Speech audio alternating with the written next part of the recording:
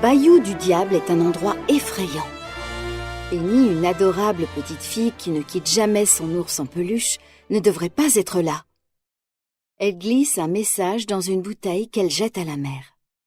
Elle espère de tout cœur que quelqu'un le trouvera et viendra la sauver. Elle a de la chance, car les 2 crocodiles chargés de la surveiller n'ont pas remarqué ce qu'elle a fait. Portée par les flots, la bouteille arrive à New York. Elle est récupérée par des souris de la SOS Society, une organisation qui vient en aide aux personnes en danger. Miss Bianca, la déléguée hongroise, parvient à déchiffrer le message endommagé. « Je me trouve dans une terrible situation. Au secours, aidez-moi !»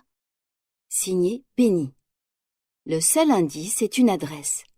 Orphelinat Claire Matin. Bianca se porte volontaire pour la mission et à la surprise des autres délégués, elle choisit la souris Bernard, le concierge maladroit qui a ouvert la bouteille et est tombé dedans. « Ce sera merveilleux tous les 2, dit-elle avec excitation. Bernard et Bianca commencent leur recherche d'indices à l'orphelinat Claire Matin. Un chat baptisé Rufus, trop vieux pour chasser les souris, leur dit que Penny a disparu il y a quelque temps. Elle était triste car aucun des couples venus à l'orphelinat ne l'avait adoptée. Un jour, une maman et un papa vont venir ici pour trouver une ravissante petite fille et c'est toi qu'ils choisiront. J'en suis certain, par mes moustaches, lui avait-il dit pour la consoler. Puis Rufus se souvint du jour où une dame bizarre a essayé de faire monter Penny dans sa voiture. Les moustaches de Bianca et de Bernard se mettent à remuer. Le magasin de Madame Médusa n'est pas loin et les 2 souris y pénètrent facilement. Elles remarquent immédiatement un livre d'enfants avec un nom à l'intérieur. « C'est à Penny !» s'écrie Bianca. Mais ils doivent se cacher car le téléphone se met à sonner et Médusa vient répondre. « Voyons, qui peut téléphoner à une heure pareille ?» se plaint-elle, mais elle change vite de ton. « Ah, Snoops, ne le dites pas, Snoops, je vais deviner, vous avez le diamant !» s'exclame-t-elle. Puis elle devient furieuse. « Vous avez surpris Penny lançant des messages dans des bouteilles ?» hurle-t-elle. « Je prends le premier avion et je vous rejoins au bayou. » Les souris essayent de se glisser dans sa valise, mais Bianca n'y parvient pas. La petite souris ne se décourage pas. Elle saute dans la voiture de Médusa qui conduit brutalement et les 2 souris sont éjectées de la voiture. Maintenant, le seul moyen d'arriver au bayou du diable, c'est de prendre un avion. Ou encore mieux, un drôle d'albatros avec un casque, des lunettes et une écharpe. Il s'appelle Orville et Bernard est un peu inquiet. « Venez, nous allons prendre le train », bégaye-t-il. Orville le rassure. « Veuillez attacher vos ceintures, détendez-vous et faites confiance au pilote. » Les voilà partis. Pendant ce temps, au bayou du diable, Penny a réussi à s'échapper du bateau où elle était retenue prisonnière. Médusa et les geôliers, Brutus et Néron, 2 énormes crocodiles, se séparent pour la chercher pendant que l'assistant de Médusa, Snoops, allume des feux d'artifice pour éclairer le marécage. Les fusées explosent alors que les souris les survolent. L'une d'elles touche la queue d'Orville.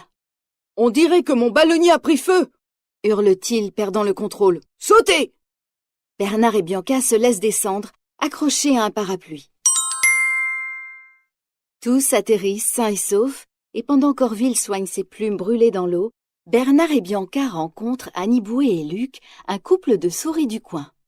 Ils arrivent juste à temps pour aider Penny, que les 2 crocodiles ramènent au bateau. Evinrude, une libellule, aide Bernard et Bianca à suivre les crocodiles. Par une fenêtre, les souris entendent le terrible plan de Médusa. Elle veut forcer Penny à descendre dans une grotte, chercher l'œil du diable, le plus gros diamant du monde.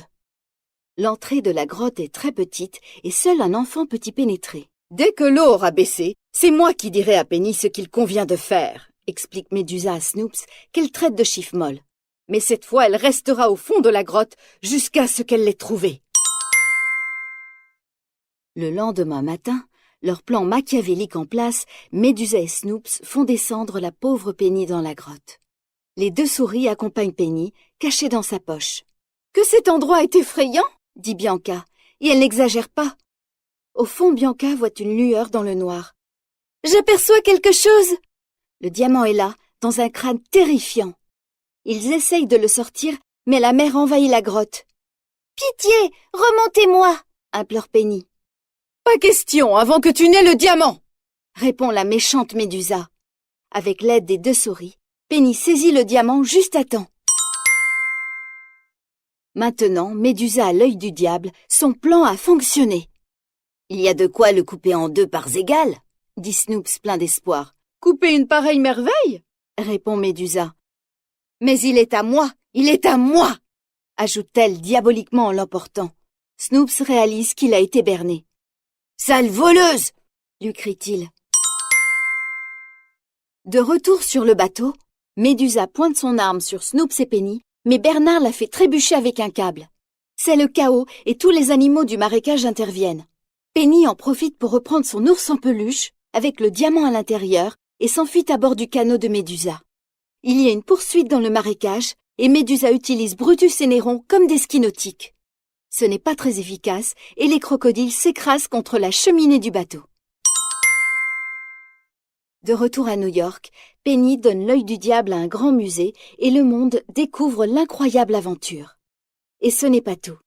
Penny va enfin avoir une maman et un papa. « Comme je suis heureuse pour Penny !» dit Bianca en la voyant à la télévision. Mais à ce moment arrive un nouvel appel à l'aide. Et avec Orville, Bernard et Bianca repartent pour une nouvelle aventure.